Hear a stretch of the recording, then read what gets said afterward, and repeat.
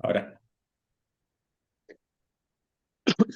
Bueno, hola a todos y todas, bienvenidos a este cuarto y último encuentro del ciclo de charlas que titulamos Archivofilias Contemporáneas, ¿por qué nos obsesiona el archivo y qué hemos perdido de vista?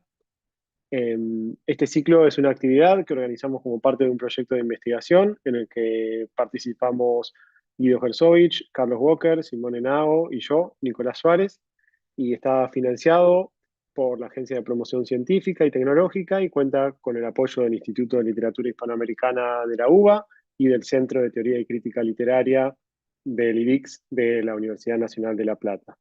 Eh, si les parece bien, voy a contar brevemente de qué se trata el proyecto y después Carlos va a combinar la conversación con los invitados que tenemos hoy, que son los escritores Mario Verdugo y Cintia Rinsky. Eh, este proyecto surge en buena medida a partir de la pregunta acerca de la centralidad del archivo en el discurso crítico y teórico y en la producción artística, literaria y cinematográfica contemporánea.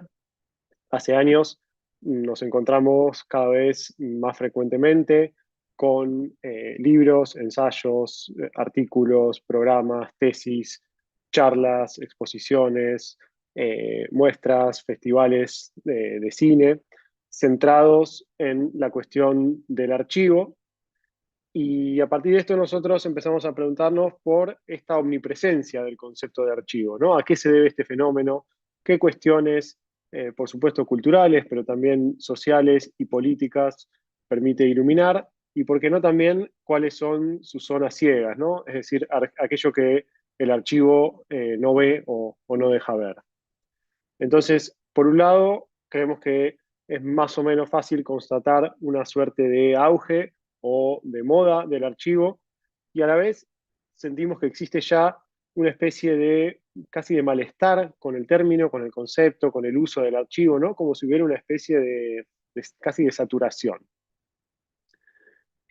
A la hora de tratar de pensar las causas de esta suerte de auge, y quizás no diría caída, pero sí por lo menos saturación del archivo, algo que notamos fue que más o menos contemporáneamente al momento en que comenzaron a darse muchas de las discusiones estéticas en torno al archivo, entró en declive otra categoría que durante mucho tiempo había sido clave para la historia cultural, como es la categoría de tradición. De ahí surge entonces eh, una primera pregunta que sería, ¿qué tipo de relación hay entre estas dos nociones, ¿no? Archivo y tradición? ¿Hay zonas donde se tocan o no? El archivo en muchas discusiones podríamos decir que toma el lugar o incluso reemplaza algo que décadas atrás quizás se hubiera pensado desde la tradición, o por el contrario son fenómenos completamente distintos. Y en ese caso, si lo fueran, bueno, ¿qué pasó para que se hable ya no tanto de una tradición nacional, de una tradición colonial o de una tradición latinoamericana, y muchas veces, en cambio, se empieza a hablar casi en exceso de un archivo nacional, un archivo colonial, un archivo latinoamericano? Esta sospecha inicial nos interesó porque vimos que se producen una serie de tensiones entre ambos conceptos, ¿no? El de tradición y el de archivo, y pensamos que sería productivo pensar el concepto de tradición a través del concepto de archivo y a la vez, o al revés, pensar el concepto de archivo a través del concepto de tradición.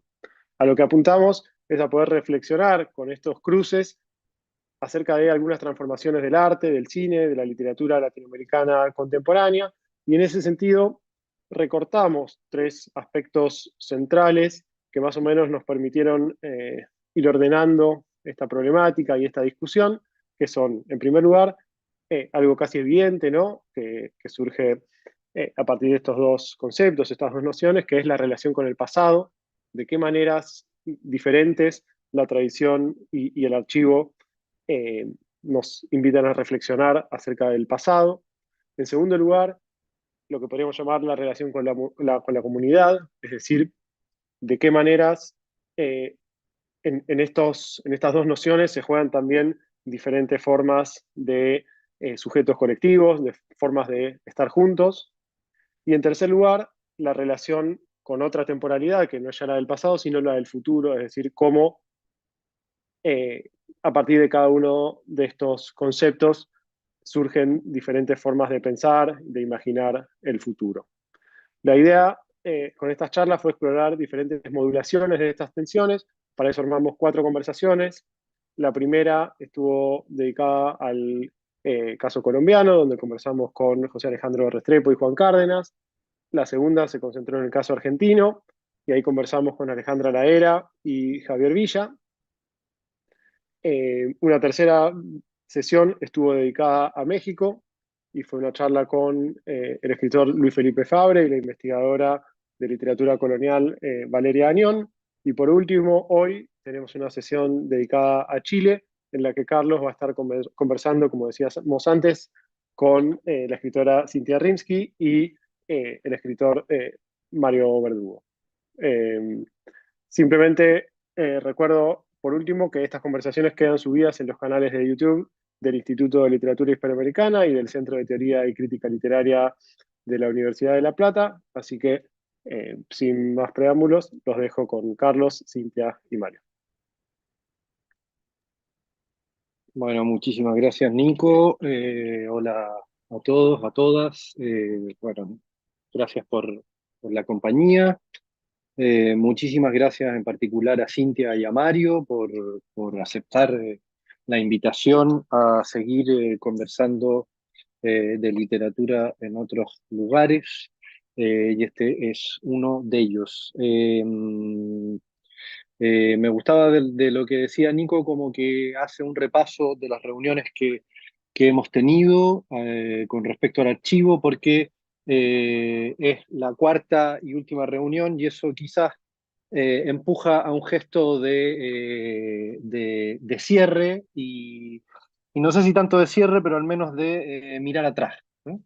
Eh, y se me ocurría que en las distintas reuniones, por supuesto, de maneras muchísimo más puntuales y muchísimo menos concretas de lo que voy a decir, se han ido perfilando distintas maneras, distintos sentidos de entender el archivo y cómo esa pregunta por el archivo fue tomada por los distintos invitados. Voy a hacer un resumen antojadizo, si se quiere, de cómo eso fue tomando sentido en las distintas reuniones para dar paso a la reunión de hoy. En la primera reunión con Juan Cárdenas y José Alejandro Restepo, el archivo fue muy protagónico y fue muy protagónico también el gesto de que el archivo ofrecía algo así como la superficie para narrar, en el caso de Juan, o para el montaje de imágenes, en el caso del video artista José Alejandro Restrepo, ¿no? Cuando les preguntamos por la tradición, si veían algún vínculo, eco, si les hacía sentido pensar la tradición y el archivo, fueron bastante reticentes y prefirieron, digamos, dejar pasar la pregunta, si se quiere. En cambio, en la reunión con Argentina fue quizás todo lo contrario, ¿no? O sea, la tradición ocupó un gran lugar, pero también ocupó un lugar, el lugar de la hegemonía, de lo inamovible. Mientras que el archivo era el lugar de la creación, de la invención, eh, del arte, si se quiere, o del arte también de la crítica. Quiero decir, de la combinatoria. La tradición no ofrecía más posibilidades de combinatoria, al menos estoy desde luego simplificando, ¿no? Y luego, en un giro inesperado, pero muy, muy, muy bienvenido, en la reunión de México se invirtieron los términos, ¿no? La pregunta quizás por los archivos coloniales y la puesta en atención de un pasado muchísimo más lejano, eh, trajo consigo la institucionalidad del archivo, la burocratización del archivo, ¿no? Entonces el archivo aparecía como el lugar de los límites y la tradición volvía a aparecer, digo volvía porque está Borges detrás, volvía a aparecer como un lugar de la invención, como un lugar de la libertad, como, como un lugar absolutamente opuesto a las limitaciones que ofrecía el archivo, ¿no? Y entonces, eh, este recorrido me servía a mí para pensar un poco la entrada a la reunión de hoy.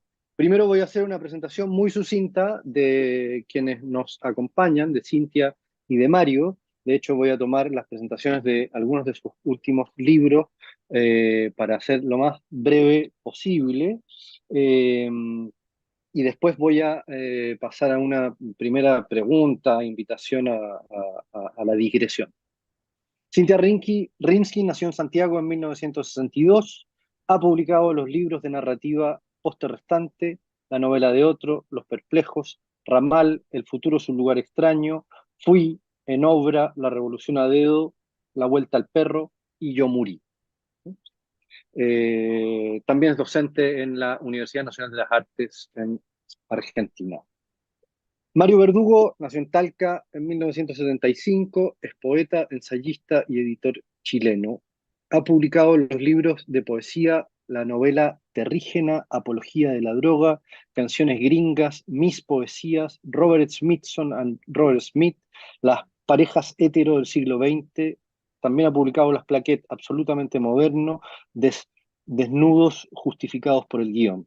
Y más recientemente publicó Arresten al Santiaguino, Biblioteca de Autores Regionales, que está compuesta por 45 perfiles biográficos de escritores nacionales no metropolitanos, y el conjunto de ensayos sobre literatura y territorio, Curepto es mi concepto. Su último libro es un poemario que se titula Las mejores series del año.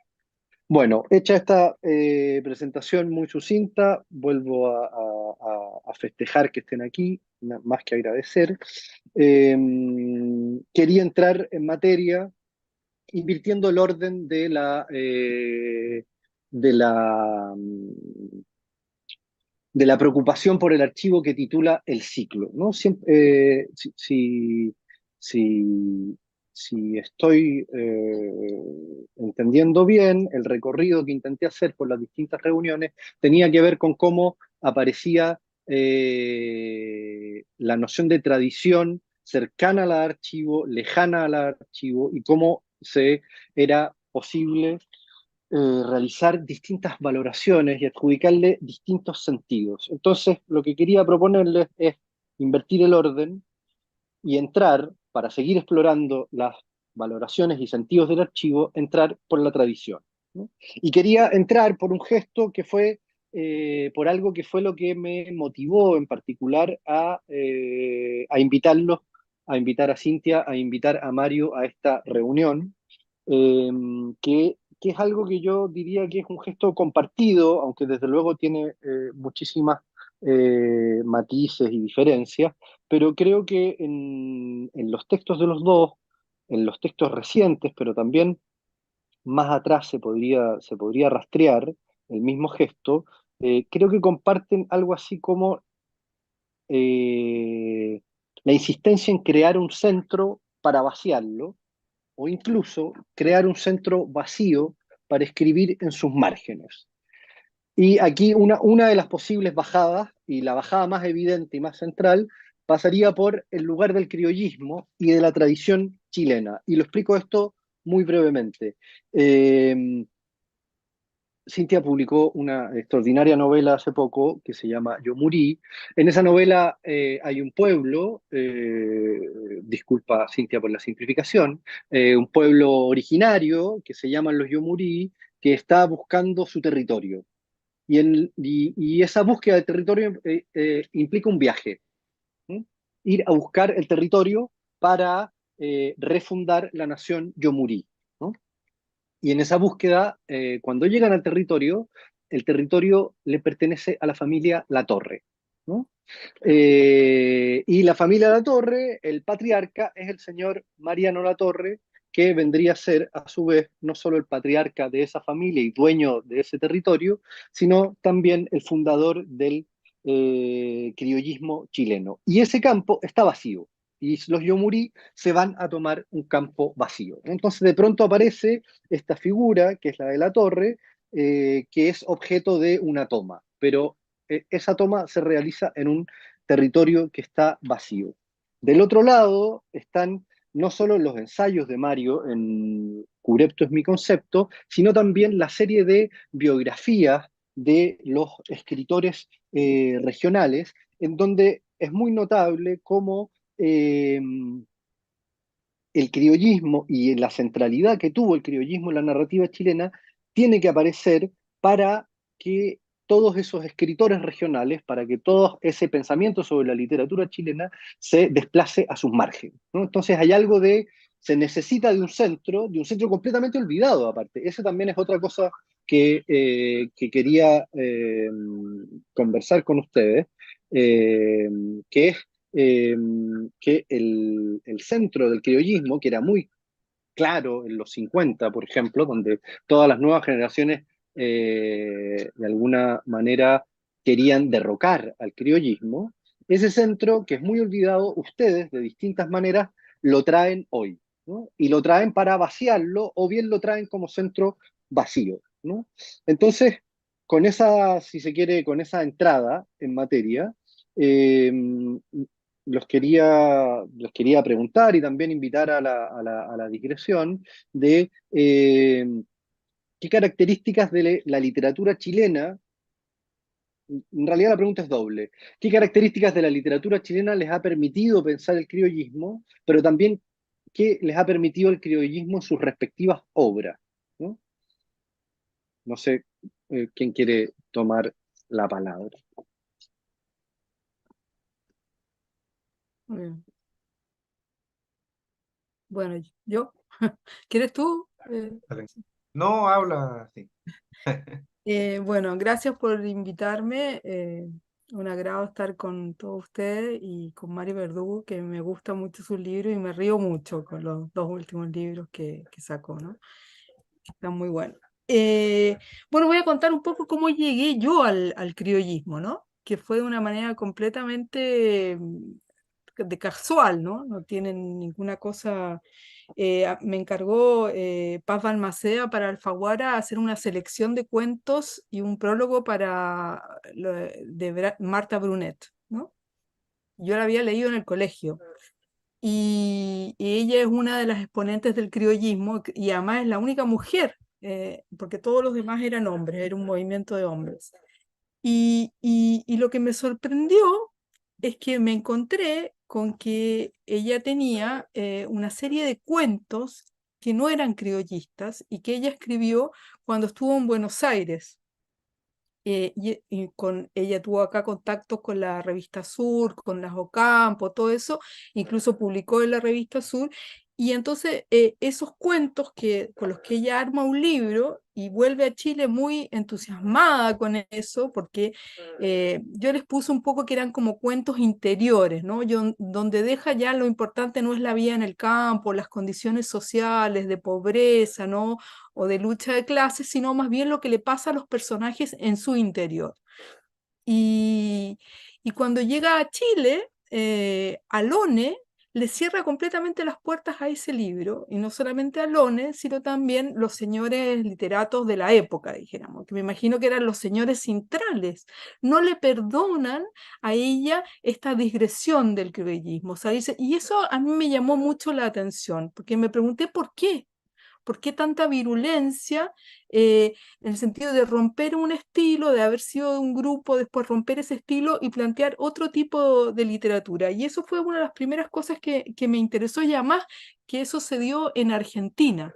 También me pareció muy curioso, ¿no? Que esa como liberación de ella, de todas estas premisas sociales, y de ahí me fui encontrando un poco, indagué un poco en el criollismo y me llamó la atención, me llevó hasta, tomé unos apuntes, me llevó hasta Lastarria, ¿no? Que cuando entra a la sociedad literaria, algo así en 1842, lo que él dicta son como las pautas de la literatura chilena. Entonces él dice que la literatura tiene que ser una expresión de la sociedad, es un resorte que revela de forma explícita las necesidades morales e intelectuales de los pueblos y el escritor tiene que sacrificarse por la utilidad de la patria, ¿no? Y tiene que servir al pueblo. Esas serían las bases de la literatura chilena puestas en 1842 por Lastarria.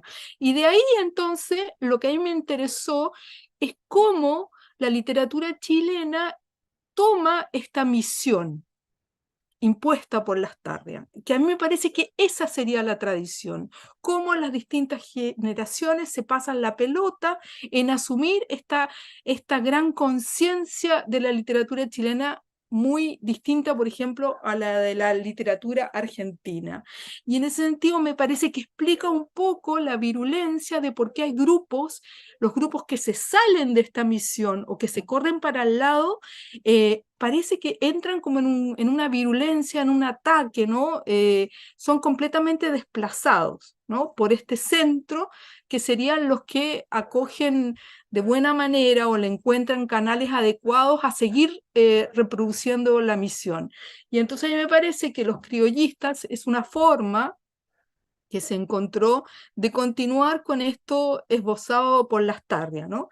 También hay que decir, a propósito de Schomberg y de Catalina Valdés, que estuve con Catalina en el grupo, que efectivamente cuando los criollistas aparecen, no solamente los campesinos no aparecían en ninguna literatura más que como siervos, dijéramos, sino que también ahí comentaba, tiene una investigación muy interesante Schomberg, que comenta que hasta el paisaje chileno, por ejemplo, en las novelas chilenas no existían palmeras, aromos, solo existían las especies extranjeras, ¿no? Entonces, bueno, la literatura criollista incorpora todo esto, pero y en ese sentido me parece que fue un cambio bastante importante. Pero lo que a mí me impresionó es que continúan con esta misión esbozada por Latorre y que esta misión es lo que está como en el centro de la tradición chilena, cómo cada grupo la toma, ¿no es cierto? Entonces, respecto a mí misma,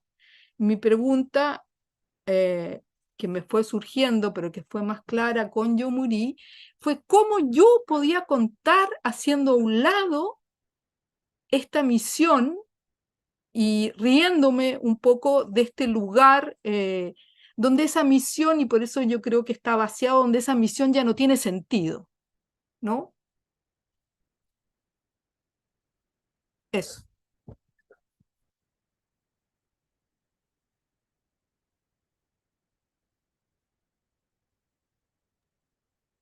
Ahí sí.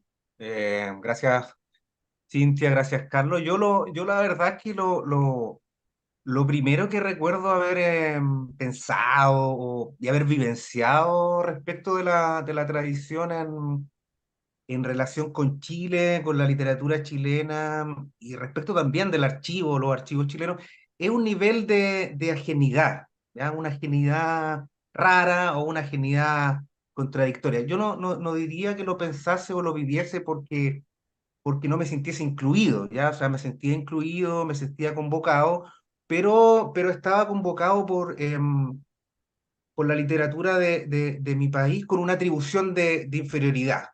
O sea, Chile, la literatura chilena y la tradición chilena, y ahora con el diario del lunes diríamos también el archivo chileno, estaban más arriba, estaban a otra escala, estaban en un peldaño superior y eran em, es- espacios por alcanzar. Mi mundo, mi escala eran espacios inferiores al espacio chileno y había entonces que ascender. Yo tenía que ascender desde mi mundo, eh, tenía que mirar a Chile para arriba y sentía que desde allá también me miraban para abajo. De una forma, ¿ya? No era solo una posición periférica, sino que era estar arriba más estar abajo. Y ese ascenso en realidad podía involucrar varios sentires, podía involucrar un deseo más o menos fuerte de centralidad, de contemporaneidad o de puesta al día, un entusiasmo que en nuestra tradición podríamos calificar de Martín Rivista, ¿ya? Después podía involucrar también una obligación o una urgencia, como esa urgencia del paciente oncológico de provincias que antaño no podía obtener Puquimio, sino en ese peldaño superior, ¿ah? O del que iba entre eufórica y penosamente a un mega evento que solo podía ocurrir en ese territorio central, ¿ya? Y por último podía involucrar también un resentimiento, ya un malestar dentro de ese orden de territorio o un germen de crítica dentro y fuera dentro y fuera, no, dentro y hacia ese espaciamiento, ¿ya? Ahora, no quiero decir que todos estos sentires dependieran únicamente de la, entre comillas, diferencia territorial, ¿ya? Porque sin duda hay otros sentires que están cruzados por factores de clase, por ejemplo. Ya hay que tener claro que existen otras experiencias sociales donde estar en Talca no es, que donde yo soy, ya no es ausentarse de Chile ni del mundo, ya gente que digamos, tiene los capitales para hacerlo, tiene los diversos capitales para no salirse nunca espiritualmente de las capitales, ¿ya? Aunque esté más o menos lejos y es el tipo de gente que, digamos, después pinta su aldea con la convicción de estar pintando el planeta y bla, bla, bla. ¿Y por qué digo que es que tiene un rasgo contradictorio esa ajenidad?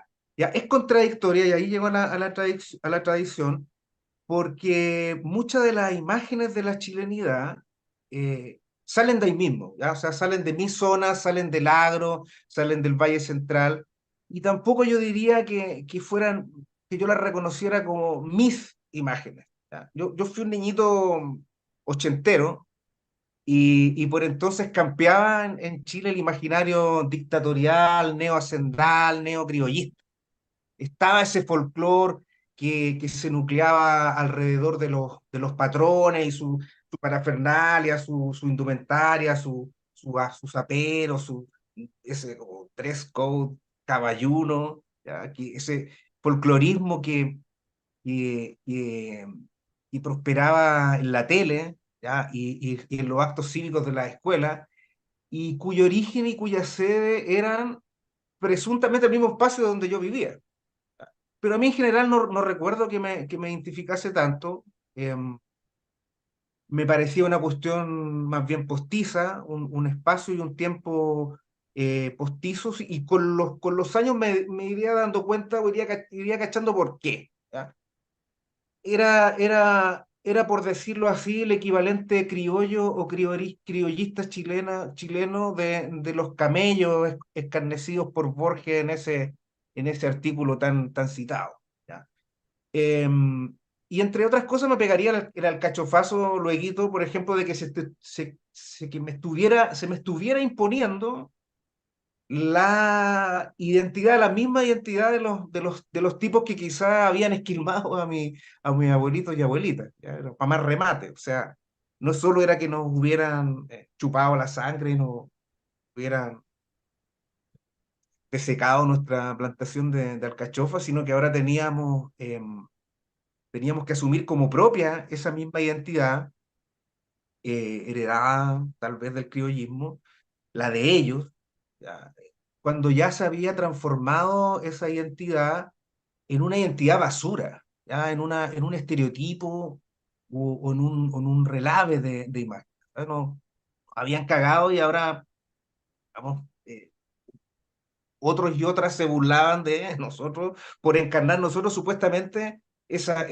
misma basura identitaria, ruralista, postiza, patronal. Bueno, todo esto que suena tan melodramático y autovictimizador, lo digo más allá de mi performance literaria, pero la verdad es que la va a terminar involucrando, eh, más adelante, ¿ya? Es un asunto de cuerpos y también es un asunto de corpus, para citar a don Andrés Tello, que ha citado harto en las reuniones anteriores. ¿Qué ocurre? Ocurre que yo en un momento, después de estudiar periodismo en Concepción, unos cientos de kilómetros más al sur, vuelvo a Talca a trabajar en un diario, el diario El Centro, nombre paradójico para nuestros afanes, por supuesto, y me empiezo a topar muy seguido con el desprecio externo a cualquier cosa que hiciera en ese lugar, ¿ya? Sobre todo por su provincianidad, ¿ya? No era que fuera, no era que fuese un diario esbirro de cadenas mercuriales, ni un diario financiado por la agenda globalista empobrecedora ONU todavía, ya no eran esas las críticas aún, pero era visto despectivamente como un trabajo provinciano y ahí me terminó de nacer la conciencia a este respecto. ¿Ya? Yo aparte de escribir ahí hasta el horóscopo de repente y sé que más escribía la cartelera del cable, ya escribía notas literarias, reseñas necrológicas, eh, perfiles biográficos literarias, ¿ya? Y me fui percatando más de cómo funcionaban estas escalas. Y primero me di cuenta porque tenía que atenerme a un criterio local regional, ¿ya? Siempre o casi siempre. Entonces, estaba esa codificación. Para que una información fuese real, ¿ya? Debía tener valor local. Digo que no iba a andar escribiendo ahí en el diario del centro sobre, no sé, sobre Polo Oster o sobre Welbeck. Tenía que escribir de preferencia sobre Ariano Latorre, ¿ya? O sobre Marta Jara, o sobre Óscar Bustamante. Y si por poner un caso escribía sobre Cintia Rimsky, era porque Cintia Rimsky había escrito un libro sobre el ramal Talca Constitución, ¿ya? O porque había mencionado a Mariano Latorre en una novela llamada Yo Murí. Y si entrevistaba a Carlos Walker, era para preguntarle a Carlos Walker por la relación de Bolaño con Cauquenes, ¿ya? O por la casa de Bolaño en Cauquenes, o qué sé yo, por la posibilidad de que, además de un gaucho insufrible, tuviéramos guasos insufribles. Entonces, por un lado estaba ese desprecio a la actividad literaria y de otros órdenes realizada localmente, techo de cristal geopolítico para los autores y autoras locales que yo leía y para la que yo hacía también, ¿ya? Y por otro lado estaba esa codificación local como requisito para que la literatura fuese ahí real, ¿ya? O para que tuviera algún interés o mereciera la pena eh, ser publicada y leída. Y en esa coyuntura finisecular, pues estoy hablando más o menos del cambio de siglo, es cuando yo empiezo a tener una relación compleja, difícil, pero entretenida con el archivo. Pero eso yo creo que Carlos lo quiere hablar después. Sí quería agregar otra cosa sobre la tradición y sobre el criollismo, ¿ya? De acuerdo a como yo lo veo, em, y estoy hablando solo de cómo se tematizan los espacios no metropolitanos, las provincias, los pueblos chicos, ¿ya? El criollismo ocupa una posición central durante unos 50 años más o menos, ¿ya? En Chile. Ya toda la primera mitad del siglo XX fue una posición central pero igual batalladora, ¿ya? Porque hubo querellas contra el criollismo ya en medio de su auge, aunque por otros asuntos, yo diría, no tanto por el modo quizá caricaturesco con que retrataba las periferias, sino por lo que se consideraba un realismo tontorrón, por ejemplo, eso de ser nada más que fotografía, ¿ah? Por su falta de artisticidad.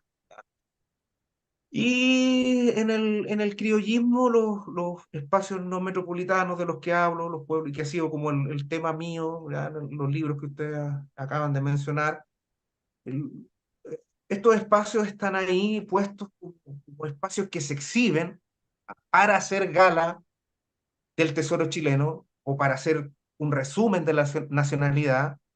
Están ahí como espacios que expanden el territorio hacia zonas no conocidas, o sea que amplían el ecúmeno, y están ahí por último como espacios de los cuales se extraen recursos de toda clase, ¿ya? En el fondo entrañan, entrañan las características de un botín de imágenes, ¿ya?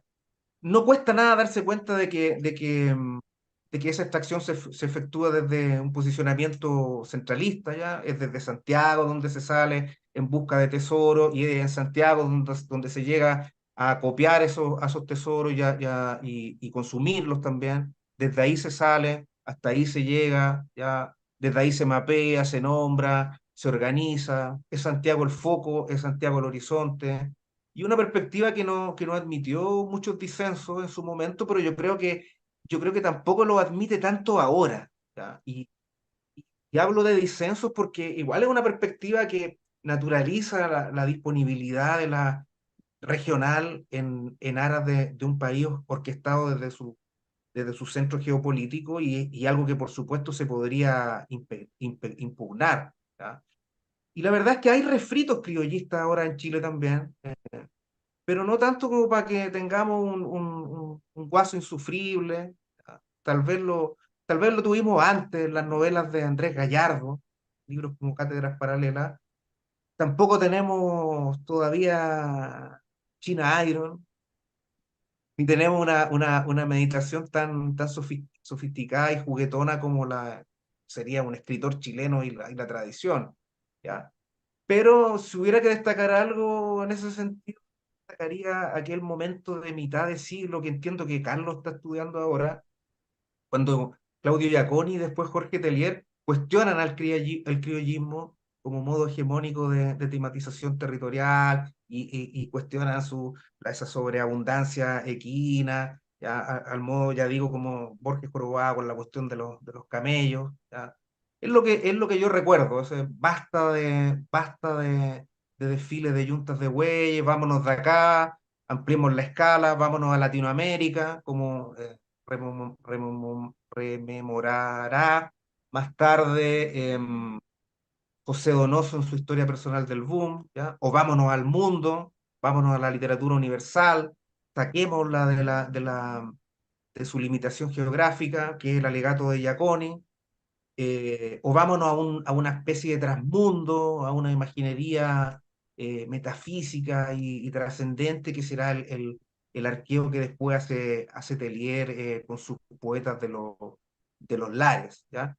Decía que no tenemos todavía Guaso Insufrible, no tenemos China Iron, pero sí hemos tenido incidentes, y eso yo creo que lo podríamos hablar después si le interesa a Carlos, no sé, como el de Andrés Montero, ¿ya? Como con una novela que se llama La muerte viene estilando, que sería una especie de neocriollismo, ¿ya? Pero eso quizás lo dejamos para más adelante. Me estoy alargando más que la hegemonía del criollismo. Eh, Alárguese nomás, si esa es la idea. Eh, bueno, gracias por las reacciones y entradas.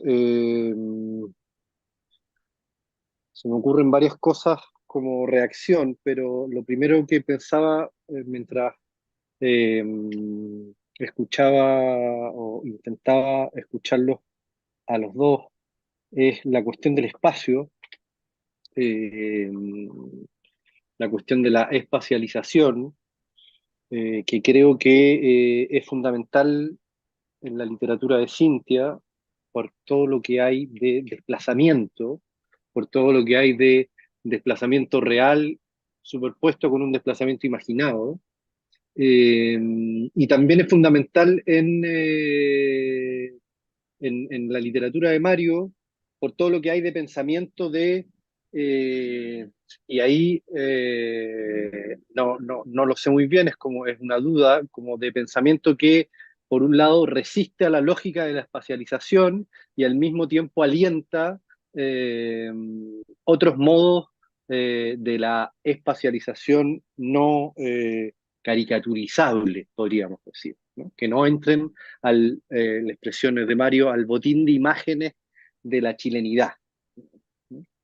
Entonces, de todas maneras, y quiero insistir un poco más, esto no lo dije al principio, pero la idea era invertir los términos de las otras conversaciones, es decir, ir de la tradición al archivo, pero quiero insistir algo más en esta cuestión del criollismo, eh, para luego ya ir desplazándonos a modos, si se quiere, superpuestos o donde archivo y tradición podrían discutir o disputar algunos de los sentidos.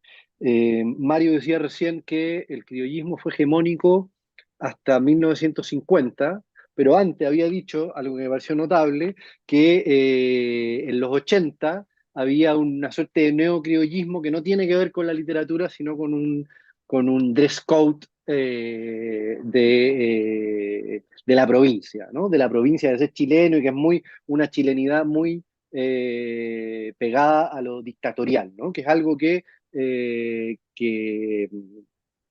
a quienes nacimos durante la dictadura produjo seguramente un gran rechazo hacia lo chileno como, como una primera inclinación.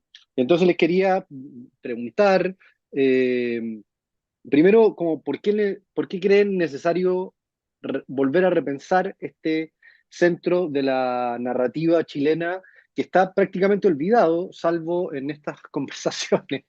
Pero en la literatura misma, quizás Andrés Montero es un buen ejemplo, pero también nos desvía. eh, Está prácticamente olvidado como centro y entonces ha pasado a ser algo así como parte de un acopio de lugares comunes, ¿no? Y entonces, porque me parece que el gesto de volver al criollismo también es una invitación a volver a pensarlo, ¿no? A volver a pensar eso que fue un centro, pero al mismo tiempo, y esta es como la ambigüedad y lo que me llama la atención de la insistencia de ambos de volver al criollismo, es que es un centro completamente débil, olvidado, frágil. eh, entonces, y ahí aparece una pregunta que quizás también tiene que ver con todo el ciclo, que es qué papel tiene el olvido cuando se piensa la tradición. Pero esas son algunas de las cosas que se me ocurren escuchándolo. Es decir, primero, la cuestión de por qué volver a un centro de la tradición que, digamos, que ha perimido como centro. Eh, ¿qué, qué operación creen que es posible hacer hoy con ese centro, digamos, que se volvió un dress code, digamos? A ver, a mí me parece, quizás porque no soy de regiones, soy de Santiago, que el criollismo, como yo lo veo, va más allá de una cosa de regiones y sobre todo de la región del Maule, ¿no? Donde tuvo su epicentro. Como decía, me parece que es una relación del escritor o de la escritora con el sentido de escribir y también con el proyecto ideológico del Estado, ¿no? Había una crítica de un miembro del Partido Comunista que leí al criollismo, donde decía que el criollismo había ayudado al Estado a integrar a las masas populares al Estado, cosa que antes no hacía, y que eso se había hecho a través de la literatura. Entonces, creo que el criollismo para mí no se ha terminado, en el sentido de que creo que todavía hay muchos escritores centrales hoy día, o una buena parte de la literatura que es central hoy día, que sigue respondiendo de la misma manera a la relación que hay entre el escritor, la literatura y el Estado o el proyecto ideológico del Estado. De hecho, creo que hoy día, si uno ve los fondos concursables, eh, toda la literatura está determinada por el Estado. ¿Y cuáles son las preguntas que hay que contestar, por ejemplo, para ganarse un fondo? Objetivo, influencia en el entorno social que va a tener mi libro. ¿A quién le va a llegar?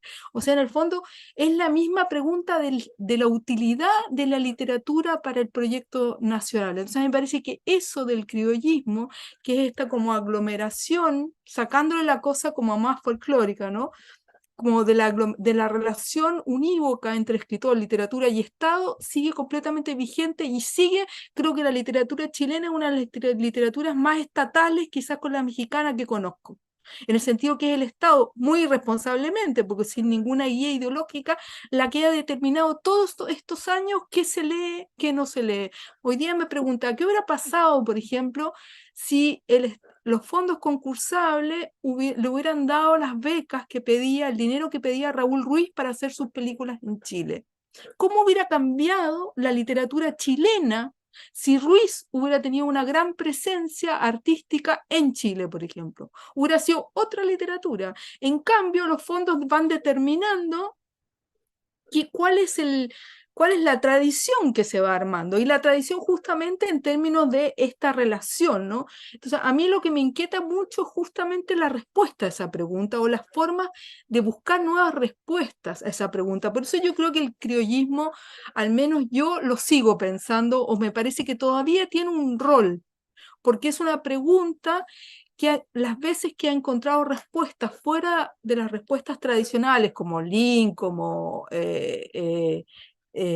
Parra, ¿no es cierto? Son respuestas muy marginales que no logran, como que no logran anular la pregunta. Todavía sigue, ¿no? Sigue como este centro armando esta triada entre que la literatura tiene que tener un fin social, ¿no? Entonces se sigue yendo a los sectores y se escribe la novela del PAN, la novela de... O sea, se escriben todas estas novelas donde se siguen retratando sujetos populares, carenciados, ¿no? Violentados, ¿no? Y que solamente están constituidos por sus carencias, ¿no? O por la violencia, pero nunca, como habla Giaconi mismo, como el ente metafísico del chileno, ¿no? No se busca más bien eso, no se busca la burla, no se busca la ironía, ¿no? Entonces, en ese sentido, cuando escribí Ramal, para mí fue muy problemático y muy irresponsable porque yo no conocía esa zona. Lo único que, y por eso lo que me salvó fue que el personaje se llama El que viene de afuera. Yo dije, esta es mi única salvación, dijéramos. O sea, poner en evidencia que es alguien de afuera, ¿no? Y que viene con toda su prepotencia. De hecho, en el primer capítulo aparece esa prepotencia. Pero con lo que yo me encontré fue exactamente con dónde me ubicaba para contar lo que estaba pasando en lugares que no eran los míos, ¿no? Y donde me ubicaba también políticamente para contar sobre eso, ¿no? Y lo que me interesó en Yo Morí fue lo mismo, trabajar cómo encontrar nuevas formas de contar, porque no se trata ya de los campesinos, de los mapuches, sino que de cualquier grupo humano, de cualquier situación que es otra, que es distinta a la tuya, ¿no? Se trata de cómo te relacionas con eso, cuál es la distancia que establece, cuál es la conversación, cuál es la forma de conversar con eso. Y en ese sentido, creo que todavía está muy vigente el criollismo como una respuesta de conversar con la verdad, de conversar como de buena manera, con las buenas maneras, las buenas formas, la buena conciencia. Todavía en Chile la literatura, y por eso quizás no existe una China Iron, porque todavía la literatura es de muy buenos modales, ¿no? Cuesta mucho que hayan personajes malos, que hagan cosas feas, ¿no? Que haya ira, que haya, no, todos estos sentimientos que no son los sentimientos nobles. Y cuando me puse a escribir Yo Morí, que me demoré 12 años, en encontrar un lugar donde contar, no en encontrar una historia, ni un personaje, ninguna de esas boludeces, sino justamente en encontrar un lugar desde donde conversar sobre eso y de qué manera hacerlo. Y eso fue muy difícil, me puse a revisar archivos y además hay toda una tradición de escritura, por ejemplo, mapuche, ¿no? Y de películas, incluso algunas cosas que se convirtieron en películas, y también estaban todos los tratados de paz, ¿no? Que me metí mucho a los archivos de tratados de paz, y era alucinante cómo se seguían, fueron cientos de tratados de paz, y cómo se hacía un tratado de paz, no se cumplía, y al año siguiente se hacía otro que tampoco se cumplía, y la cuarta vez se hacía otro que tampoco se cumplía. Esas cosas, por ejemplo, me parecían alucinantes. Por lo tanto, empecé a tomar esos materiales de tratados de paz como ficciones, ¿no? Esa era la forma en que me pareció que había una subversión de la misión del escritor, de reflejar, o sea, cómo, y también traté de hacerlo en Yo Morí, o sea, cómo ponerse, no tratar de reflejar, no tratar de hablar con buenas maneras, o sea, con buenos sentimientos, ¿no? Eso, no tratar de relacionarse a partir de los buenos sentimientos, ¿no? Como Y ahí me pareció que había una cosa que me caía bien y que no está en el criollismo, ¿no? Y que es la duda, ¿no? Y empecé a trabajar todo y todas las voces y todo a partir de la duda de todo, de los materiales, del archivo, de la tradición. ¿Qué pasa si uno empieza a dudar? A dudar. Y, y era increíble como todo se empieza a transformar en otra cosa, ¿no? Y te empiezas a salir como de las dicotomías esta del escritor con su compromiso social, de reflejar el mundo. Todo eso va quedando como atrás. Y eso fue lo que más me gustó de ese trabajo con la tradición y con el archivo en esas dos novelas, en Ramal y en Yo Morí, en el sentido de ir buscando respuestas al problema de una literatura nacional y del escritor como un elemento comprometido con la transformación de la sociedad, ¿no? Que quizás porque yo vengo de una militancia en los años 80, una militancia izquierda, una militancia clandestina, y estuve muchos años como con el discurso del compromiso social y de lo más importante en ese tiempo era crear conciencia. Ahora me muero, me da vergüenza decirlo. Iba yo a una población a crearle conciencia a la gente, o sea, era espantoso. Entonces, a partir de quizá esa misma biografía mía, me engancho con encontrar nuevas respuestas a eso, ¿no? Y en ese sentido, no sé si contesté la pregunta.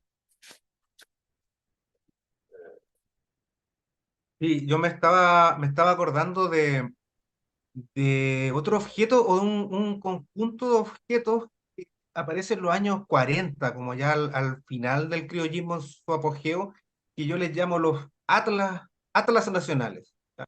Pero un paréntesis que me acordé a Cintia recuerdo que le preguntaron de manera muy airada por el tema el año pasado en Providencia. Acá era un diálogo, creo que con Julio Premat, Ah, y sí. entonces alguien levantó la mano y dijo que por qué esta no leían poesía. Estaban hablando de la tradición chilena y levanta la mano y dice, pero ¿por qué no leen poesía? Ah, o sea, el deber de un narrador, digamos, chileno, una narradora chilena, eh, aunque, bueno, aunque estuviese viviendo en Argentina y aunque hubiese dado muestras de interés por tematizar territorios chilenos y lo siga haciendo, el deber de ella, el mandato, según este señor airado, era leer a los poetas chilenos paisajísticos o territoriales, ¿ya? Porque esa sería nuestra tradición. Claro. Y siguiendo con los mandatos territoriales, yo lo estaba pensando cuando en la Feria del Libro de Buenos Aires, este año, nos pidieron homenajear el poema de Chile, de Gabriela Mistral.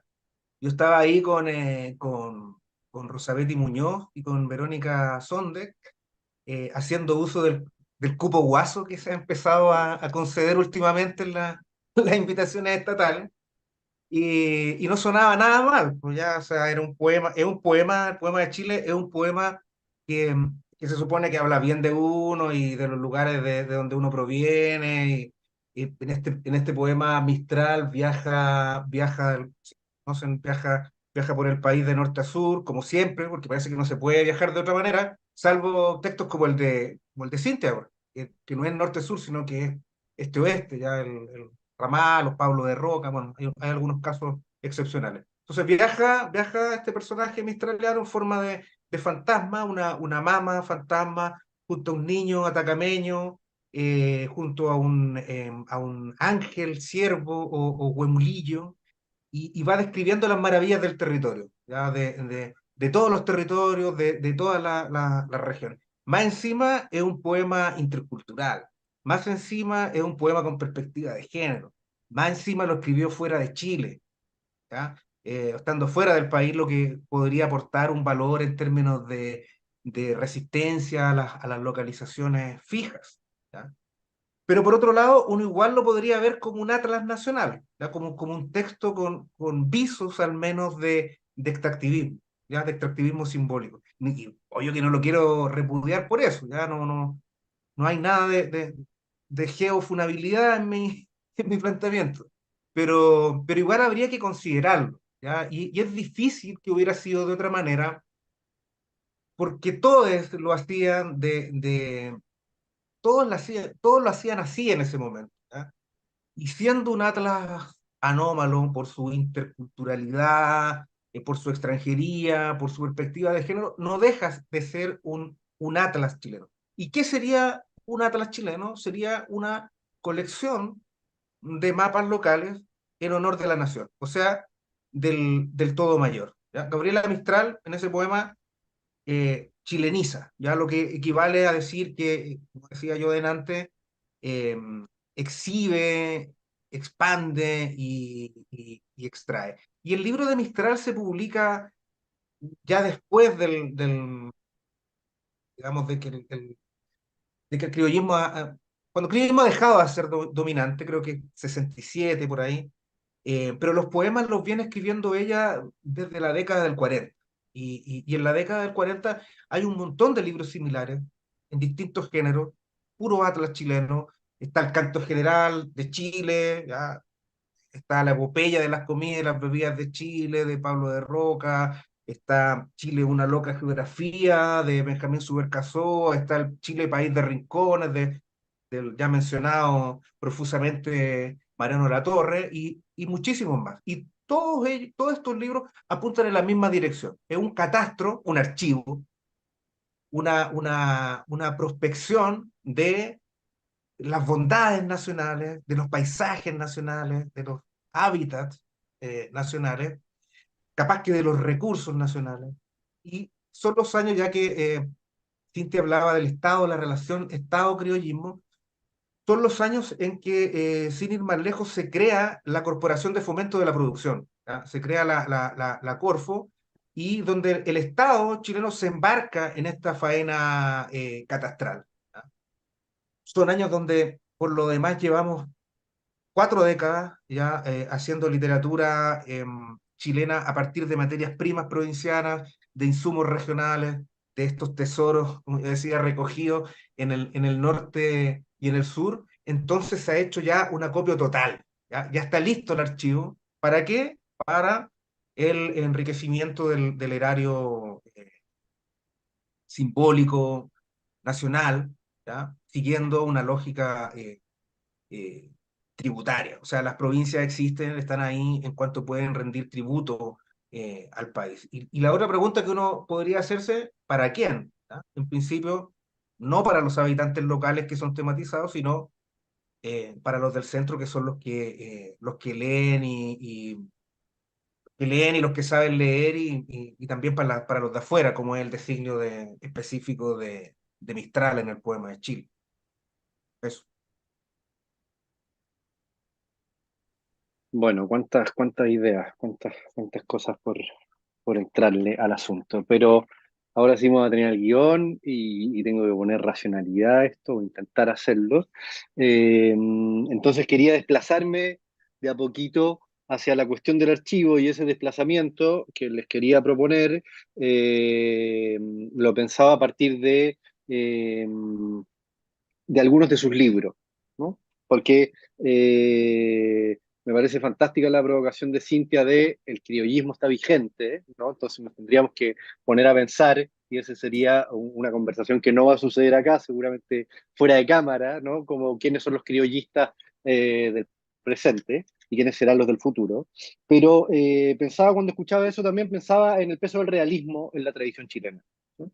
Y para desplazar otra vez la cuestión del realismo, quería preguntarles por la función de lo real en algunos de sus textos, ¿no? Pero el papel de manera muy concreta, por ejemplo, pienso en, Cintia mencionó Ramal, pero también el gesto está como el gesto, si se quiere, fundante, está en Poste Restante, en donde son fotos, son documentos, uno podría decir, son archivos, pero que, a diferencia del uso, si se quiere, tradicional de esos documentos referenciales, son documentos que sirven para inventar ficciones, ¿no?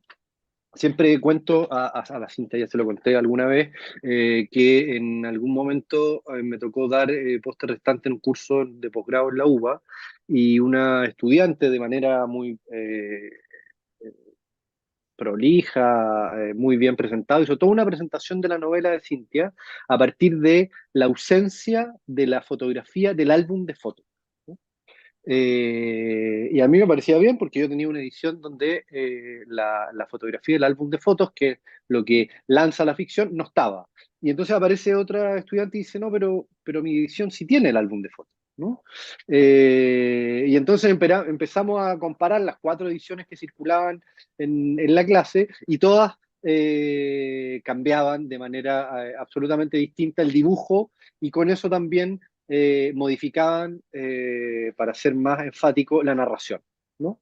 Entonces, una cosa, ¿no? El papel de los documentos como pies para inventar ficciones y también como documentos propiamente ficcionales. Y luego pensaba en Arresten al Santiaguino, esta galería de autores regionales que publicó Mario por Overol, muy, muy, muy lindo libro que les recomiendo, pero calurosamente. Biblioteca de Autores Regionales, Arresten al Santiaguino. Hay toda una verosimilización de los poetas, escritores y críticos, en base a archivos, en base a la revisión de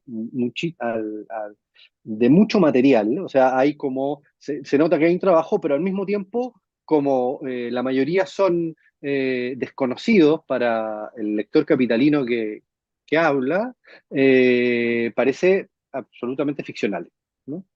Entonces el efecto también de lo real, de cómo la minucia da un efecto ficcional. Y también aparecen nuevos sentidos, que eso también está muy bien, porque aparecen parnasos nortinos, sureños, aparecen escritores que dan cuenta de la iquiquiñedad por Iquique, de la elquidad por el Valle del Elqui. Entonces, esa cuestión que, por ejemplo, que mencionaban a Iaconi, que dice buscar la chilenidad, bueno, Mario muestra en su libro que hay autores que están buscando no la chilenidad, sino la iquiquiñedad, que ya me cuesta muchísimo decirlo, ¿no? Entonces, ahí les quería también proponer a ver, que lancen algunas reflexiones sobre este papel de lo real que de algún modo, a través de sus escrituras, parecen ustedes desplazar la cuestión de la referencia, ¿no? Como si ahí hubiera también una discusión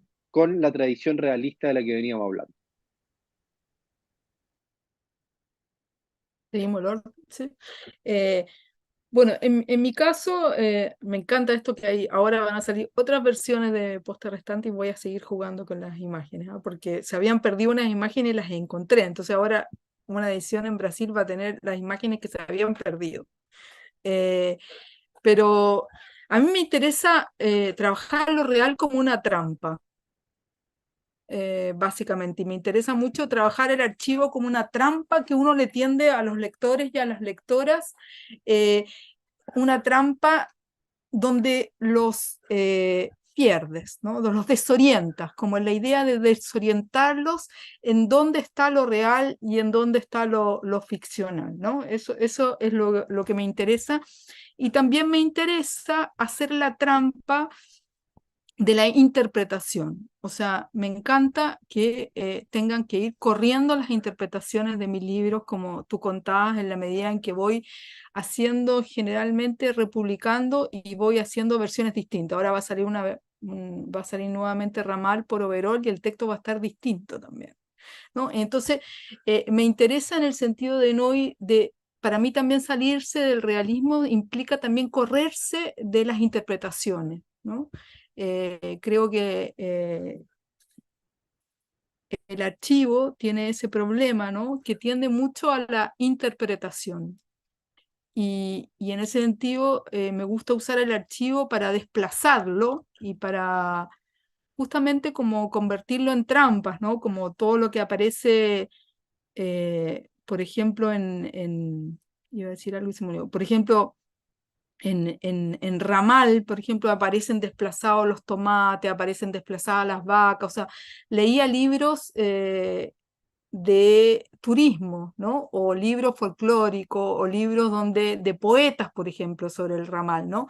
Y estaba todo así como completamente estilizado,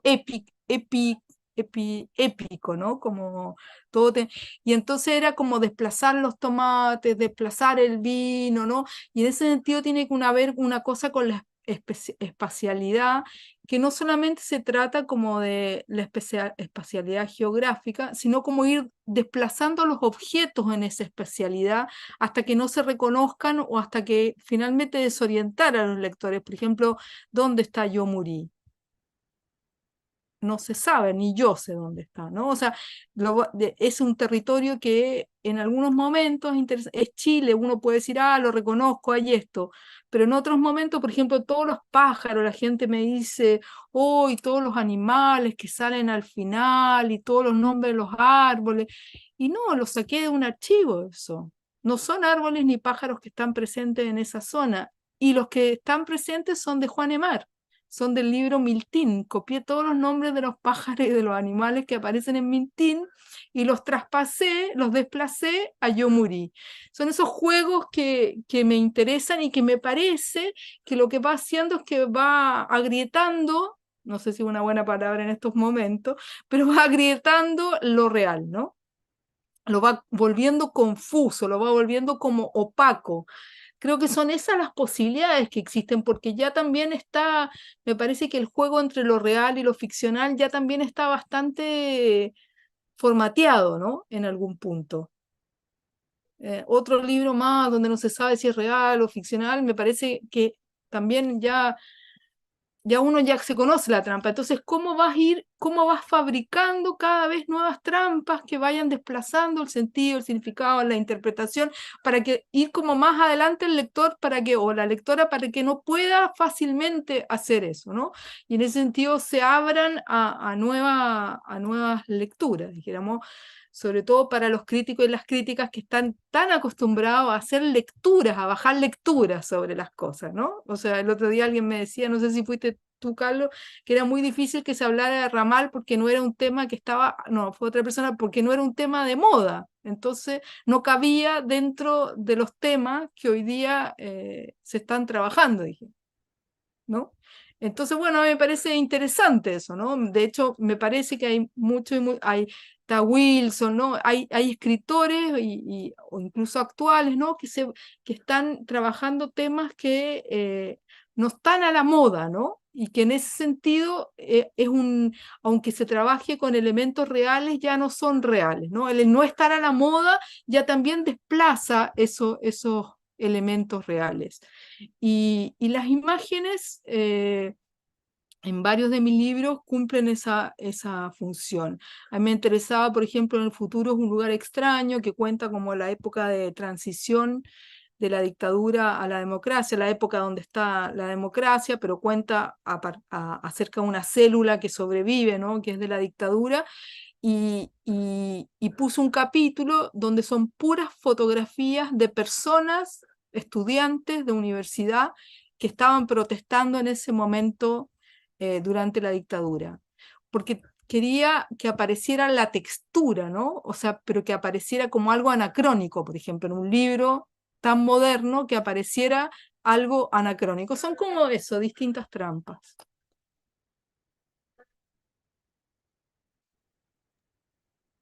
Bueno, el texto mío que menciona Carlos igual está, parece que inscrito en una cierta tradición igual de biografía apócrifa, ya, como de ficcionar autores reales como si fueran de mentira y viceversa. No puede recordar a Max Au, el mismo literatura nazi de Bolaño y otros. ¿Ya? Pero para explicar un poco esto tengo que seguir con mi discurso regionazi, del que también descreo. Porque uno de los problemas para operar del modo en que yo operaba, o sea, interesándome por cuestiones locales, estando ahí en localidades, era y es la falta de archivos. ¿Ya? El archivo no está ahí. No, no, no, los archivos locales no están en el espacio local. ¿Ya? Están en el espacio nacional, es decir, están en Santiago. ¿Ya? No es que no existan archivos locales, los hay y podría hablar de algunos, pues.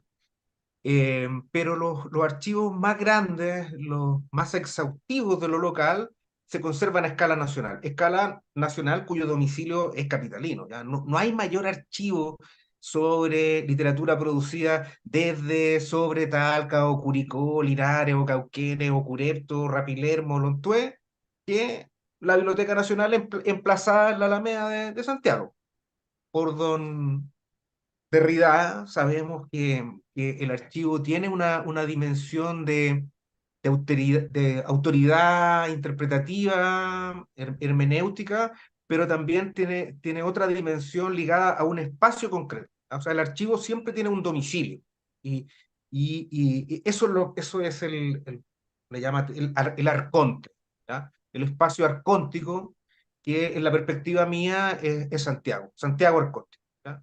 O sea, no es solo, como decía antes, que se rebajaran mis credenciales literarias por no residir en el centro, sino que carezco ahí de las materias primas para trabajar. Me he quedado solamente con la identidad basura, me he quedado con el relave de imágenes, con todo ese lastre que podría comportar la, el imaginario hacendal, patronal, machirulo, antropocriminal, especista y criollista y guasamaco del campo, ¿ya?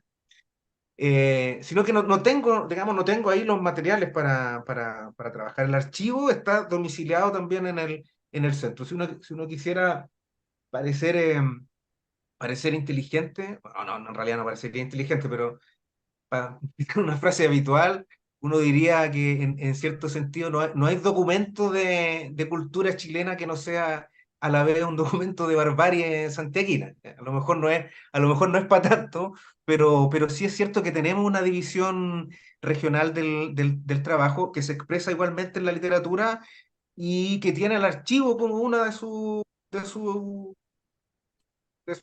em, de sus encarnaciones, ¿ya? Em, Entonces, esa sería como la parte mala del archivo, ¿ya? O de mi visión del archivo. Pero una visión que le podríamos llamar ya el archivo arcóntico centralista. Pero yo creo que hay por lo menos dos elementos que hacen de esta visión una visión mucho menos descorazonadora, al menos en esos libros que Carlos mencionaba, ¿ya? Primero es que yo creo que se trata de un mal archivo, ¿ya? No mal de archivo, sino mal archivo, archivo malo, archivo precario, archivo fail, ¿ya? Es un archivo que permite más desplazamiento, que permite más fechorías, más contraataques de los que uno esperaría. Dentro de esos contraataques está, por supuesto, la burla, está el poner en suspenso, lo fidedigno de los documentos, ya está, no sé si mencioné la hipérbole, ya la metaficción, la autorreferencialidad y otros truquitos, ¿ya?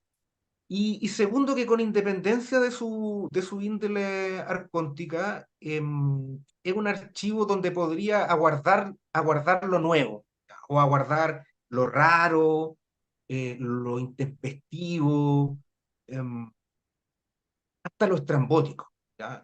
No, no es solo el domicilio donde se guarda lo viejo, sino el lugar donde nos aguarda lo nuevo. Entonces, para mí los archivos no han sido represivos solamente por esos dos factores que menciono, ¿ya? Era un momento este cuando yo hago las crónicas no sé si llamar las crónicas, perfiles biográficos de Arresten al Santiaguino, donde yo estaba viviendo en Santiago. Ya había, entre comillas, ascendido según esta geopolítica cliché y pobretona, y escribía unas columnas para un medio de prensa, para The Clinic, y empecé a hacer uso de estos archivos, bibliotecas de preferencia, con la expectativa de que iba a pillar ahí cosas raras. ¿Ah? El presente, en cambio, y el presente metropolitano en particular, me parecía que se regodeaba en su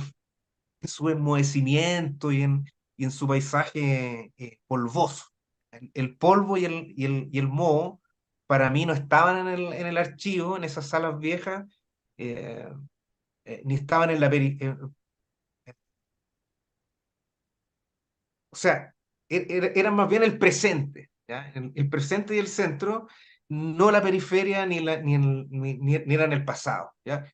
No quiero meter a todo en el mismo saco, pero esto podría explicarse también por el hecho de que yo me estaba haciendo más viejo, no sé, y tenía menos sensibilidad para detectar la novedad, pero no digamos que haya sido un presente donde lo nuevo o el impulso de lo nuevo fuera fundamental y era un presente donde incluso lo nuevo podía equivaler a una lata, ya a un gesto de escritores boomer o- o a un tardo vanguardismo de modé, ¿ya?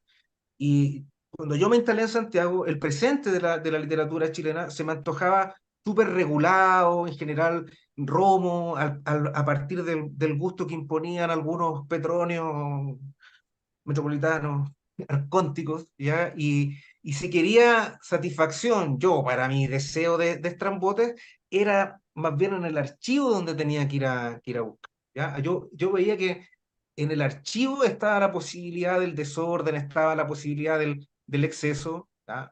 Ahí estaban los escritores que de lejos parecen moscas, y para citar de nuevo a este señor, eh, y yo curiosamente iba al archivo más a refrescarme y buscando ventilación, ¿ya? Y me ponía ahí a anotar casi siempre como se supone que hacen los historiadores en los archivos y después elaboraba. De manera que mi actitud hacia el archivo coincidía no coincidía, sino que era opuesta a la actitud de a la actitud que suponemos que tiene lo que llamamos el historiador local, ¿ya? Yo no iba ahí a la siga de materiales para el autobombo territorial, ni en busca de materiales para confirmar lo bien que lo había hecho mi zona cumpliendo su rol tributario respecto de la nación, ¿ya? Iba a la siga de anomalías. Tanto en el sentido de discutir las jerarquías centro-periferia, capital-provincia, ciudad-campo, ¿ya? Como para también buscar materiales que remecieran un tanto el statu quo de época y los usos literatosos que a mí me daba la impresión que empobrecían y que copaban el panorama. Hay que entender que entonces yo ya estaba escribiendo como digo, en un medio de prensa de Santiago, y al estar viviendo yo en Santiago, la escala cambiaba, ya desaparecía la restricción del código local, ya no tenía que ceñirme a la escala maulina y podía escribir sobre cualquier región, ¿ya? Obvio que eso tampoco significaba que fuera todo maravilloso y perfecto, porque de partida, el cambio de escala implicaba que ahora mis lectores eran fundamentalmente lectores de la capital, pues ya de hecho en Talca y en otras ciudades y pueblos ni se han enterado de estas cosas que he escrito para discutir el statu quo territorial, ¿ya? La columna esa del CLINIC se llamaba Biblioteca Regional, se escribía con materiales, con hallazgos que yo sacaba de la Biblioteca Nacional y la leían, si es que la leían, en el centro manufacturero y consumidor, ¿ya? Entonces, en suma, podía ser que yo no estuviese haciendo sino reincidir en el extractivismo que de alguna manera deploraba. ¿Y por qué hace un momento yo hablaba de archivo malo, o de mal archivo, o de archivo fail? ¿Ya? Porque estos archivos de la literatura chilena están llenos de errores, ¿ya? Y muchos de esos errores son para la risa, ¿ya? Yo leo a Derrida y a Andrés Tello o a Benoît Petersen en ese libro, esa biografía derridiana que hizo, y después ese diario de biografía derridiana que hizo, y me parece que los archivos que nombran ellos tienen muy poco que ver con nuestros archivos, ¿ya? Yo me lo imagino como unos archivos high-tech, como impecables, prolijos, límpidos, como cabinas modo Kubrick, perdón por la referencia vetusta, y el hecho es que acá no son así los archivos. ¿Ya? Acá suelen funcionar mal, tienen erratas, tienen criterios débiles, uno anda por ahí y dice, pero ¿cómo les voy a decir arcontes a estos caballeros? ¿Ya? Si son más bien arcontes de pacotilla, son guardianes de pacotilla. Em, es fácil darse cuenta que les falta fuerza, no alcanzan a asustarlo o a paralizarlo a uno. No creo que carecen de la suficiente autoridad o de verdadera autoridad interpretativa. Entonces ya digo que iba como al archivo yo en busca de lo nuevo, en busca de lo raro, ¿ya? De algo que se saliera de un presente que sí me parecía más enmohecido y polvoso. Y por lo demás, el potencial crítico que del archivo no es algo que yo esté inventando, descubriendo. Estaba, a propósito de este conversatorio, estuve hojeando un poco el libro de Andrés Tello y me encontré seguido con esa clase de formulaciones, ¿ya? O reseñas sobre el libro de Tello. Y dicen, bueno, en el archivo en realidad también se guardan historias disruptivas, se guardan materiales explosivos, ¿ya? Materiales extraños. Y eso también está yo creo que en concordancia con la idea del residuo en Williams, que otro autor que vi que mencionaban, lo que mencionaban más de una vez en los encuentros anteriores, ¿ya? El residuo, lo residual, como un elemento del pasado que, que, que puede emprenderlas contra lo dominante ahora, no solo contra el presente sin más, sino contra lo dominante, puesto que son elementos que pueden mostrar una capacidad para influir significativamente ahora, ¿ya? No son reliquias, no son momias, no son puro patrimonio neutro, ni es un vintage hondero, hipsterista y post-hipsterista o un catastro aséptico y obsecuente. Muchos de los elementos de archivo que yo intenté ocupar tendían a la residualidad en el sentido williamsiano, ¿ya? Y hay otra cosa que tendría que autocitarme, nunca es muy bueno, pero en realidad no hay, no hay libro que reconozca los años que lleva muerto. ¿Ya? Todos los libros, digamos, pueden tener este componente de potencial crítico respecto del presente. Eso. Muchísimas gracias, me pareció muy iluminador lo que dijeron ambos, sobre todo porque apareció el archivo, los documentos también, del lado de lo no tipificado, de lo que está, lo raro, lo que está en desorden, del lugar donde ir a buscar la grieta, de lo real, como dijo Cintia, o también del lugar donde ir a buscar el desorden, como dijo Mario. Y eso quizás es otra manera de darle sentido a la cuestión del archivo en estas conversaciones. Yo tengo un par de preguntas más, pero quisiera antes eh, dar la palabra y quizás yo callarme un poco la boca y para que otras puedan también intervenir, conversar, compartir sus reflexiones sobre lo que venimos hablando, si es que quieren.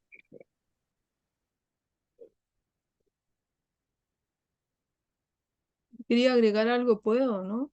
Que a partir de las palabras de Mario me acordé también de que empecé El futuro un lugar extraño a partir del archivo de los años 80, de mi descontento con el Museo de la Memoria. ¿Cómo se llama el museo que hay en Chile? El Salvador El Museo de la Allende. Memoria. Sí, sí. El Museo de la Memoria, y sobre una exposición de fotografía de los años 80, donde también no solamente hay una cosa regional central, sino que no estaban los hechos mínimos. Yo estuve en las protestas, qué sé yo, y en todas esas fotos, en todos los materiales, son materiales sacados de los diarios, son materiales todos oficializados, donde ya pasados por una visión. No estaban los boletines, por ejemplo, de las poblaciones. No estaba todo lo que había hecho la gente en los archivos de los 80. Eso me impresionó y por eso desconfío profundamente de la historia, porque está solo lo oficializado, lo que todo el mundo sabe, lo público, eso es, está lo público y no lo íntimo en los archivos. Y eso me parece que es muy peligroso porque es un borrón de la historia, ¿no? Un borrón tremendo. Entonces siempre me pregunto cuando consulto un archivo, ¿qué es lo que este archivo no tiene? ¿Dónde están esos materiales? ¿Cómo pueden haber sido esos materiales que ya se perdieron absolutamente, ¿no? Como lo mínimo, lo doméstico, lo cotidiano, las luchas pequeñas, ¿no? Las reuniones, los materiales producidos en esas reuniones, ¿no?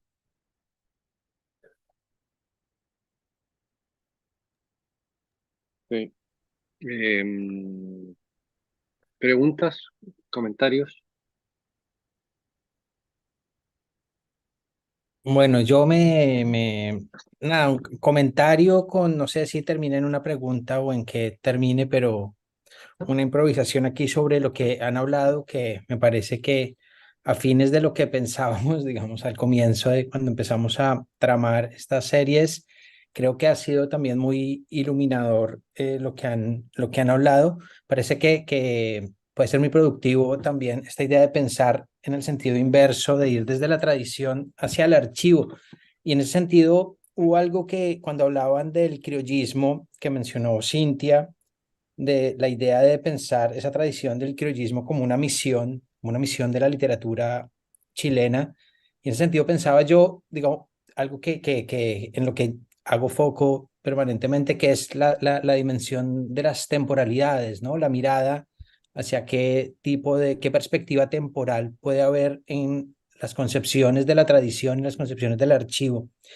Y ahí entonces, en esa idea de tradición como una misión, no podría pensar entonces en una, digamos, proyección de lo tradicional o de la tradición del criollismo, digamos, de esa hegemonía criollista en la literatura del siglo XX chilena, pensando siempre hacia el futuro, ¿no? Es decir, si se trata de una misión, uno piensa, ¿no? Una misión es como la construcción hacia adelante. Y en ese sentido queda muy clara la distinción con la idea de ese archivo o ese ya no mal de archivo, sino ese mal archivo, esas fechorías del archivo que me pareció como para resaltar esa idea de Mario, ¿no? En donde lo que se busca es eso residual, ¿no? Es decir, eso que viene del pasado. Y me parece, digamos que por lo menos en el imaginario más ¿cómo decirlo? Más eh, eh, construido, más fijo, más rígido. La idea de tradición siempre nos remonta más bien al pasado, ¿no? Y el archivo nos remonta más bien, digamos, a unas posibilidades de imaginar un futuro a partir de esos documentos, ¿no? Sobre los que la nación o el imaginario de la nación se ha construido. Entonces, no sé si podrían pensar un poco acá a vivo sobre esas dimensiones temporales de la tradición y del archivo.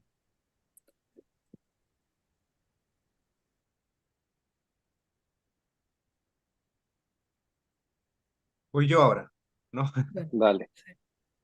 Eh, sí, se me había olvidado en mencionar algo delante que tiene que ver con lo que planteabas ahora, que son como los anarchivismos, para usar el término de Tello, como los anarchivismos engañosos.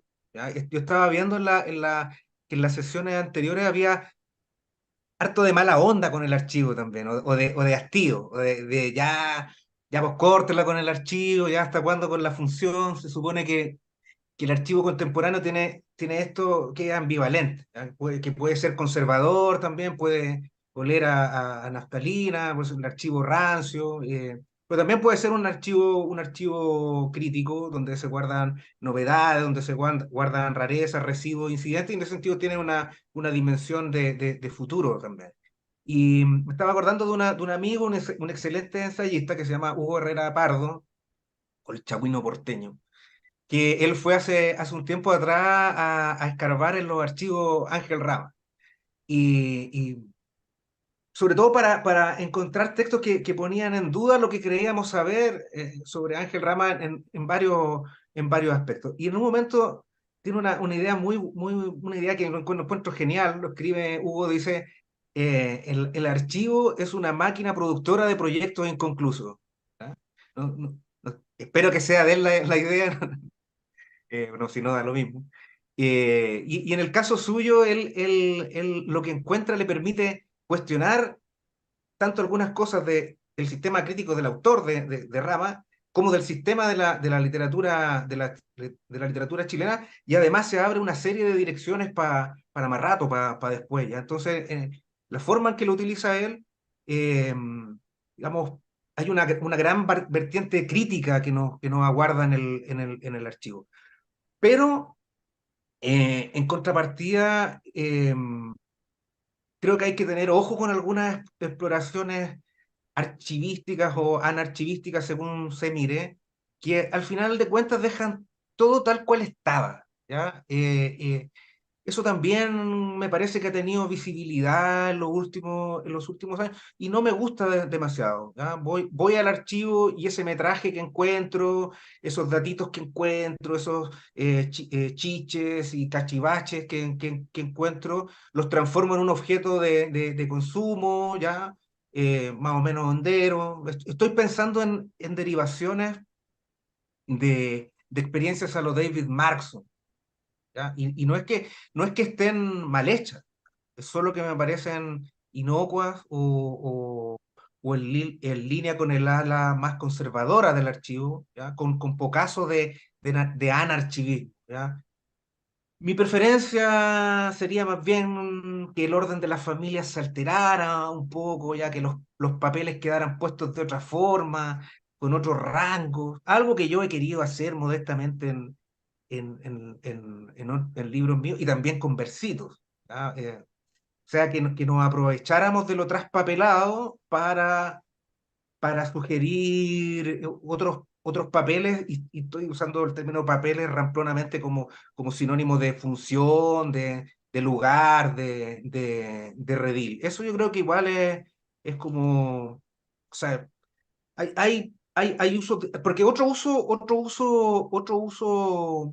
que yo veo que es muy habitual es la que genera espejeos o identificaciones entre quien archiva y lo archivado, o entre archivador y archivado, o hasta entre homenajeador y homenajeado, ¿ya? Y creo que eso ha sido también recurrente, y se da de esta forma. Voy a encontrarme a mí al archivo, ¿ya?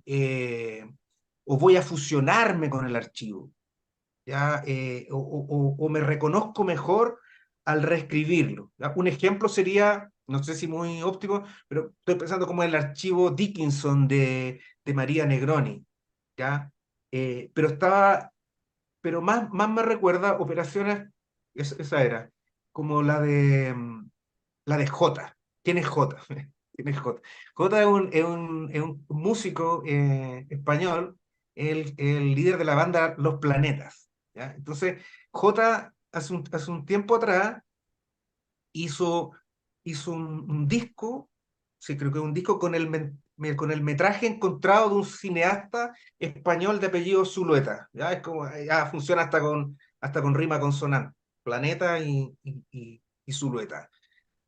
Y era originalmente el encargo de una institución archivística española. A J le encargan poner música a unas películas domésticas que se habían encontrado de este cineasta, ¿ya?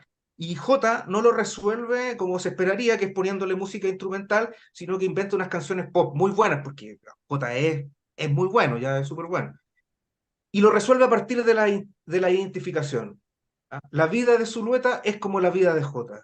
Comparten la misma trayectoria, comparten los mismos pecados, las mismas perdiciones, ya los mismos gustos, y lo otro que no deja de ser significativo es que el resultado del homenaje archivístico o anarchivístico de J no termina en Spotify, ¿ya? Termina en formato físico, circula en formato físico. Alguien diría, pucha, esto no es más que, no es más que la vieja historia de agenciarse precursores. Pero yo no creo que sea tan así, ¿ya? Yo creo que es distinto, parece no haber en este caso una operación de canonización, ¿ya? Es algo más lateral, no es lo mismo, y se dirige, me parece, a participar deliberadamente de las modalidades de archivo que nos tienen por objeto a nosotros mismos.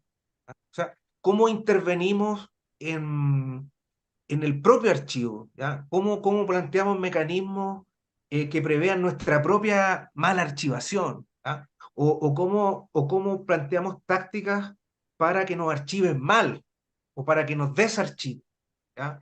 En el extremo, en el extremo, en el extremo creo que eso se conectaría con todo ese asunto del derecho al olvido, ¿ya? Y como reacción a las presiones de una sociedad digital vigilante, donde sabemos, colaboramos nosotros día a día y de buena gana, regalando datos para la avidez de los encargados de archivo y de supervisión, ¿ya? Eso, entonces como que ahí yo veo varias como el archivo como proyecto, como máquina de proyectos inconcluso, era la frase de mi amigo Herrera Pardo, después la búsqueda de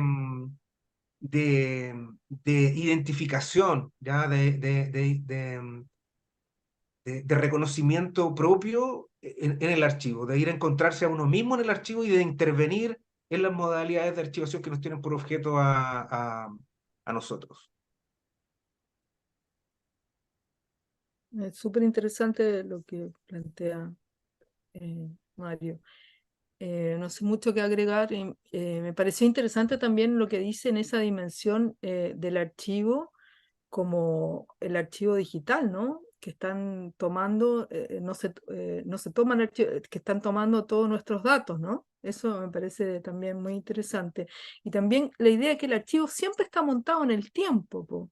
Y, por ejemplo, en ese archivo de los años 80, evidentemente está montado pensando en el futuro, en que eso tiene que ser para la persona que lo vea algo épico.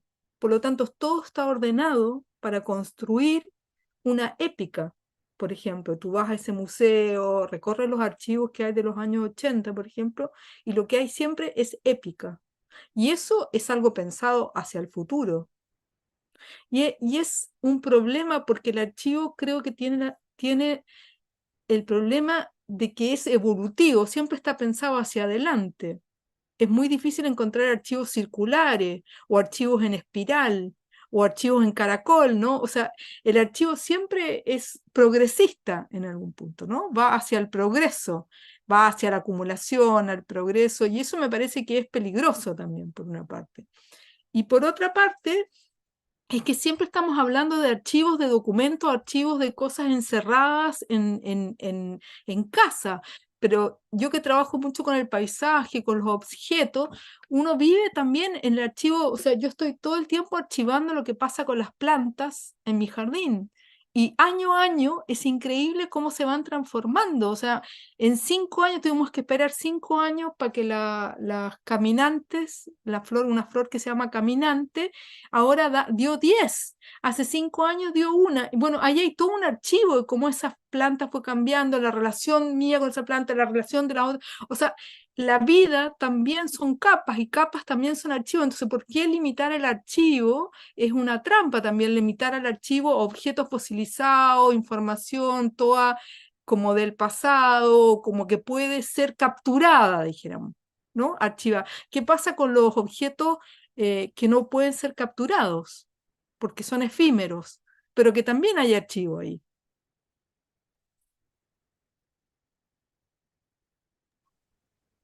Bueno, yo creo que con esta aparición de lo efímero, quizás es tiempo de terminar, sobre todo para no abusar de la paciencia de los invitados. Muchísimas gracias, Cintia, Mario. Bueno, quedan muchas cosas en el tintero, si no cómo. Y nada, agradecer por su participación, por su disposición. Yo al menos me quedé muy contento con la charla y ojalá podamos seguirla por otras vías. Ahora Así que eso. Gracias. Chao. Gracias. también. Gracias, Chao, chao. muchas gracias. Gracias a todos. Excelente charla, muchas gracias.